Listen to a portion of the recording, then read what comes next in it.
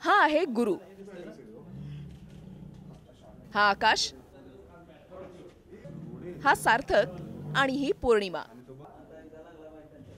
पुण्याच्या कात्रजच्या राजीव गांधी प्राणी संग्रहालयात ही पट्टेदार वाघाची पिल्लं नुकतीच जन्माला आली आणि आज त्यांना नावही मिळाली. जुलै 2018 मध्ये आपल्याला या ब्रीडिंगमध्ये सक्सेस मिळालं आणि 23 ऑक्टोबर 2018ला या वाघांच्या बछड्यांचा जन्म झाला. जन्मापासूनच हे बछडे सुदृढ आहेत आणि त्याची काळजीसुद्धा प्राणी संग्रहालय व्यवस्थापनाच्या वतीने व्यवस्थित घेतली जात आहे. प्राणी संग्रहालयाचे पशुवैद्यकीय अधिकारी, पशुधन पर्यवेक्षक, माझे ॲनिमल कीपर, हेल्थ कीपर सर्वजण अतिशय प्रामाणिकपणे ह्या प्राण्यांचं बछड्यांची जी काही संगोपन आहे ते घेत आहेत. पुण्याच्या महापौर मुक्ता टिळक यांनी आज या बछड्यांचं बारसं केलंय.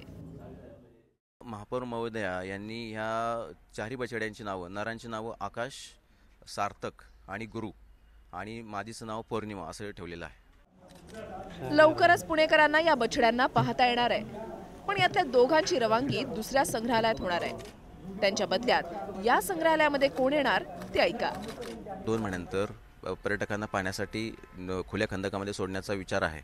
त्याच पद्धतीने या 4 पैकी किमान 2 बछडे इतर प्राणी संग्रहालयात देऊन प्राणी संग्रहालयांना आवश्यक असणारे पांढऱ्या वाघाची जोडी किंवा अन्य प्राणी या प्राणी संग्रहालयामध्ये आणण्यासाठी प्रयत्न केले जाणार आहेत. पुण्यात देखील असे व्हाईट टायगर आणि हे छोटे छोटे टायगरचे बछडे आपल्याला या ठिकाणी या प्राणी संग्रहालयामध्ये नक्कीच पाहायला मिळतील. कॅमेरामॅन राजेश बिडकरसह मिकी गई, ABP माझा, पुणे.